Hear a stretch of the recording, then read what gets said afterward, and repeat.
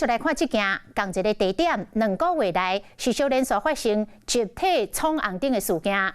这是昨发生伫彰化市的金马路甲江草路口，有民众发现自行车队一群人大约40个，骑到路口的时阵，无咧插配到青红灯已经变做倒弯的灯，一大群人是直接安尼违规来正弯。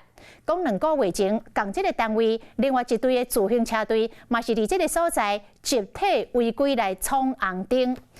警方讲会找出到每一个闯红灯的自行车的起士，每一个人拢会来开1张的罚单。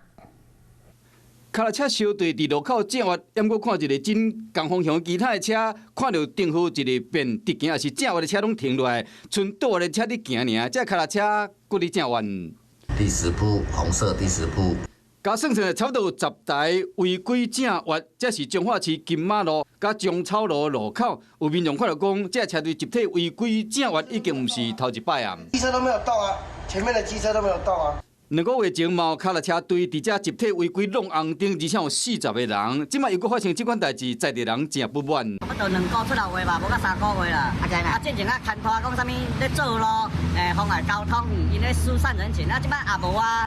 顶摆领队解释讲，为了要闪路边的工程，车队才违规。不过即摆无伫时间，是安怎又搁会弄红灯？会很紧张，对，所以我在想，可能是那个心情是他不想要掉队。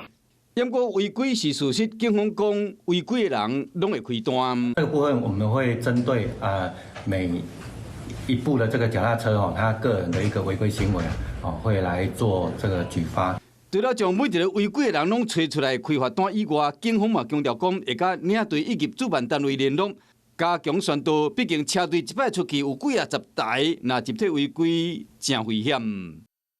Hello， 我是林仙怡。想要抢先掌握最及时的新闻资讯吗？赶快订阅、按赞、开启小铃铛，锁定华视新闻 YouTube 频道。